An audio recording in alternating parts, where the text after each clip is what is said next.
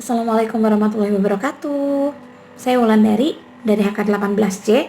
Di sini saya akan membuat video untuk melengkapi tugas ujian akhir semester 4 Hukum Kesehatan. Yang pertama, tentang apa itu hukum kesehatan? Hukum kesehatan adalah semua ketentuan-ketentuan atau peraturan-peraturan perundang-undangan di bidang kesehatan yang mengatur tentang hak dan kewajiban individu, kelompok, masyarakat sebagai penerima dan pemberi pelayanan kesehatan. Apa pengertian sehat menurut Undang-Undang Nomor 36 Tahun 2009 tentang kesehatan? Dan menurut pribadi, seorang dikatakan sehat itu yang seperti apa? Menurut Undang-Undang tahun 2009, bahwa sehat itu merupakan di mana keadaan sehat baik secara fisik, mental, spiritual maupun sosial yang memungkinkan setiap orang untuk hidup produktif dan ekonomis. Menurut pribadi, secara pribadi, sehat itu adalah tidak mengalami gejala-gejala yang tidak normal pada tubuh kita, baik itu secara fisik maupun secara pikiran. Yang ketiga, dilihat dari kacamata hukum, hubungan pasien dengan dokter termasuk dalam hukum perjanjian. Perjanjian seperti apa yang dimaksud dalam hukum kesehatan? Jelaskan. Nah, di sini bisa dijelasin bahwa hubungan pasien dengan dokter termasuk dalam salah satu perjanjian yang namanya itu perjanjian terapeutik. Apa sih itu perjanjian terapeutik? Perjanjian terapeutik itu adalah perjanjian antara dokter dengan pasien, bahwa pasien memberikan kewenangan kepada dokter untuk melakukan kegiatan memberikan pelayanan kesehatan kepada pasien berdasarkan keahlian dokter tersebut. Yang keempat, sebutkan dan jelaskan sumber-sumber hukum kesehatan. Menurut pendapat pribadi, sumber hukum kesehatan yang mana yang mendominasi layaknya peraturan bidang kesehatan. Nah, sumber hukum kesehatan tidak hanya bertumbuh pada hukum tertulis saja atau di sini undang-undang, namun juga ada jurisprudensi, traktat, konsensus, dan juga pendapat ahli hukum atau ahli kedokteran. Nah, termasuk di dalamnya ada doktrin juga. Nah, untuk yang mendominasi lahirnya peraturan sumber hukum kesehatan adalah sumber hukum tertulis. Di Indonesia sendiri, undang-undang diatur dalam Undang-Undang Nomor 36 Tahun 2009 tentang kesehatan. Yang kelima, jika Anda seorang pengacara, hal apa yang akan Anda lakukan dalam menangani kasus pelayanan BPJS? Hubungkan dengan peraturan undang-undang yang berlaku di Indonesia tentang Jaminan Kesehatan Nasional atau BPJS. Jika saya seorang pengacara, hal yang akan saya lakukan untuk menangani kasus pelayanan BPJS adalah saya harus memastikan dulu kepada klien atau pasien bahwa yang bersangkutan telah mengikuti prosedur atau peraturan yang telah ditetapkan oleh BPJS Kesehatan itu sendiri. Apakah pasien sudah melewati vaskes pertama dan tahap-tahap berikutnya. Jika memang pasien atau klien saya tersebut sudah mengikuti alur yang ditetapkan oleh pihak BPJS dan ternyata klien saya tidak mendapatkan hak-haknya dan tidak mendapatkan pelayanan yang baik, maka sesuai dengan amanat Undang-Undang Nomor 2004 Tahun 2011 tentang Badan Penyelenggaraan Jaminan Sosial, maka saya akan menempuh jalur hukum. Karena dalam Undang-Undang Nomor 24 Tahun 2011 tentang Badan Penyelenggaraan Jaminan Sosial adalah amanat dari Pasal 5 Ayat 1 dan Pasal 52 Undang-Undang Nomor 40 Tahun 2004 tentang Sistem Jaminan Sosial Nasional untuk membentuk Badan Penyelenggaraan Jaminan Sosial, karena Badan Penyelenggara Jaminan harus dibuat dengan undang-undang. Badan Penyelenggara Jaminan Sosial atau BPJS adalah transformasi keempat badan usaha milik negara untuk terselenggaranya sistem jaminan sosial nasional. Yang keenam, apa yang dimaksud dengan aborsi? Sebutkan dan jelaskan macam dari aborsi.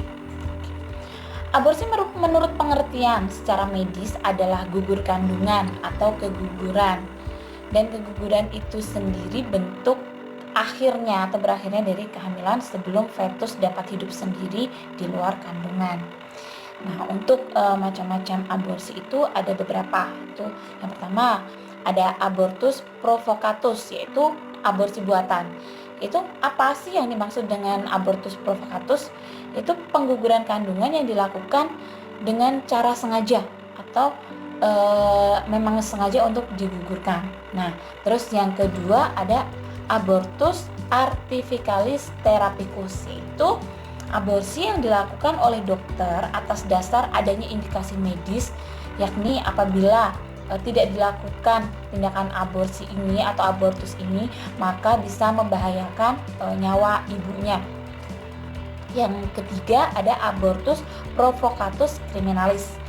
Yang dimaksud abortus provocatus criminalis adalah abortus atau aborsi yang dilakukan untuk menyelamatkan janin dalam kandungan akibat hubungan seksual di luar nikah atau mengakhiri kehamilan yang tidak dikehendaki oleh seorang ibu.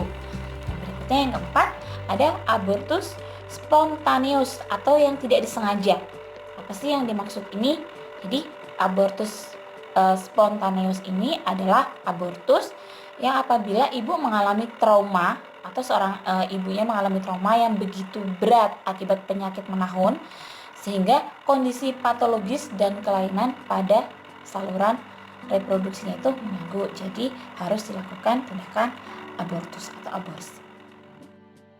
Yang berikutnya yang ketujuh, pengertian dari malpraktik adalah praktik yang buruk. Apa yang dimaksud dengan malpraktik buruk tersebut dan apa yang menjadi tolak ukur dari malpraktik? Malpraktik yang buruk dikategorikan sebagai kealpaan atau kesengajaan dalam suatu tindakan medis atau menurut Kamus Besar Bahasa Indonesia itu merupakan tindakan yang salah atau tidak tepat yang menyalahi undang-undang atau kode etik. Tolak ukurnya dari mana? Nah, tolak ukurnya itu melakukan sesuatu yang seharusnya tidak boleh dilakukan oleh seorang tenaga kesehatan atau tidak melakukan apa yang seharusnya dilakukan atau bisa juga melalaikan kewajiban, melanggar suatu ketentuan menurut perundang-undangan. Yang kedelapan, sebutkan dan jelaskan macam dari malpraktik beserta masing-masing contohnya. Yang pertama, malpraktik itu ada beberapa. Salah satunya itu ada malpraktik perdata. Malpraktik perdata ini terjadi apabila terdapat hal-hal yang menyebabkan tidak terpenuhinya isi perjanjian atau uang prestasi di dalam transaksi terapeutik oleh tenaga kesehatan sehingga menimbulkan kerugian pada pasien. Sebelumnya sudah kita jelaskan bahwa sebagai tenaga medis, malpraktik itu adalah tidak melakukan hal yang seharusnya dia lakukan. Nah, di sini sebagai contohnya ada satu kasus di malpraktik terjadi di daerah Bintan Utara, yaitu seorang ibu berusia sekitar 30 tahun yang melakukan operasi sesar. Namun pasca operasi yang bersangkutan bukan sembuh, justru mengalami infeksi dalam perutnya. Setelah diperiksa, bahkan di dalam perutnya itu berlubang dan mengeluarkan bau busuk. Setelah dilakukan pemeriksaan lebih lanjut, diketahui perempuan tersebut ternyata telah melakukan rawat inap di rumah sakit selama 3 hari pasca operasi sesar. Dan selama 3 hari itu pula, rupanya pihak rumah sakit tidak melakukan pemeriksaan terhadap bekas luka tersebut yang harusnya mereka lakukan. Bahkan tidak mengganti perbannya. Setelah itu, pasien mengeluh sakit di bagian perut. Saat diperiksa, ternyata dinding perut pasien tersebut basah dan menimbulkan bau karena berlubang. Nah, itu salah satu contoh malpraktik perdata. Nah, yang ke-9, apa yang dimaksud dengan euthanasia? Sebutkan dan jelaskan jenis dari euthanasia dan syarat kriteria seperti apa jika dilakukan pada manusia. Nah, perlu kita ketahui, istilah euthanasia itu pada zaman kuno lebih dimengerti sebagai kematian tanpa penderitaan atau tanpa rasa sakit yang berlebihan. Namun, pemahaman ini tuh mulai bergeser seiring dengan berjalannya waktu. Manusia lebih melihat atau mengartikan euthanasia itu sebagai intervensi kedokteran untuk mengurangi rasa sakit akan penyakit yang diderita atau pergumulan orang dengan kematian. Dan kadang-kadang ada bahaya mengakhiri hidup sebelum waktunya. Nah, istilah euthanasia kemudian lebih dipahami dalam arti sempit, yakni membunuh karena belas kasihan. Nah, euthanasia sendiri ada beberapa jenis, yaitu satu, euthanasia aktif. Ya, ini perbuatan ini tuh dilakukan secara aktif oleh dokter untuk mengakhiri hidup seorang pasien yang dilakukan secara medis. Biasanya dilakukan dengan penggunaan obat-obatan yang bekerja secara cepat dan mematikan. Yang kedua, ada euthanasia pasif. Ini merupakan perbuatan penghentian atau pencabutan segala jenis tindakan pengobatan yang diperlukan untuk kelangsungan hidup sang pasien tersebut, hingga pasien diperkirakan akan meninggal setelah tindakan pertolongan tersebut dihentikan. Itu merupakan eutanasia pasif. Yang ketiga ada eutanasia volunter, atau ini adalah merupakan jenis penghentian tindakan pengobatan atau mempercepat kematian atas permintaan yang bersangkutan sendiri atau sang pasien itu sendiri.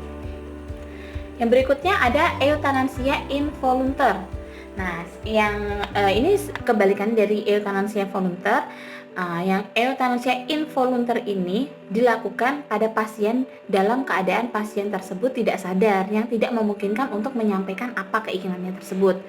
Nah, dalam hal ini pihak keluarga dianggap sebagai yang paling berhak dan bertanggung jawab atas penghentian bantuan pengobatan. Perbuatan ini sulit dibedakan dengan perbuatan kriminal. Yang ke-10, apakah hukum eutanasia di Indonesia itu diperbolehkan dan bagaimana pandangan agama dalam kasus eutanasia tersebut, termasuk ke dalam pelanggaran HAM atau tidak?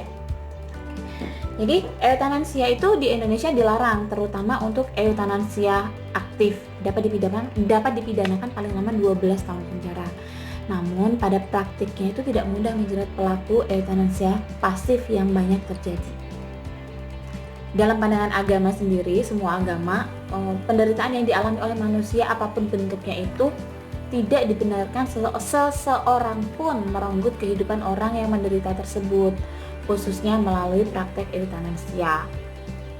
Namun dalam kode etik kedokteran juga sama, tersirat bahwa seorang dokter harus mengerahkan segala kepandaiannya dan kemampuannya untuk meringankan penderitaan dan memelihara untuk kelangsungan hidup manusia atau pasien itu tersebut, bukan untuk mengakhirinya. Walaupun secara khusus kasus eutanasia tidak dijelaskan di KUHP. Namun, tindakan eutanasia adalah perbuatan yang dilarang oleh siapapun, termasuk para dokter atau tenaga medis, karena termasuk dalam kategori pembunuhan yang mendapatkan hukuman pidana.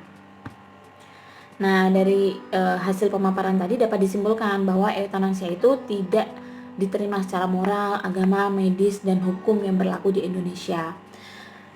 Eutanasia sendiri juga dikaitkan dengan hak asasi manusia. Eutanasia tentunya melanggar hak asasi manusia, yaitu hak untuk hidup. Dalam satu artikel, meskipun nggak diatur secara tegas, tapi pakar hukum pidana Universitas Padjadjaran mengatakan bahwa jelas diatur dalam Kitab Undang-Undang Hukum Pidana mengatur tentang larangan melakukan eutanasia. Nah, hal itu terdapat pada Undang-Undang Dasar Pasal 344 KUHP yang bunyinya, barang siapa merampas nyawa orang lain atas permintaan orang itu sendiri yang jelas dinyatakan dengan kesungguhan hati, diancam dengan pidana paling lama 12 tahun. Jadi dari hal tersebut dapat kita simpulkan bahwa eutanasia itu dilarang di Indonesia, baik secara moral, medis, agama maupun hukum yang berlaku di Indonesia. Terima kasih.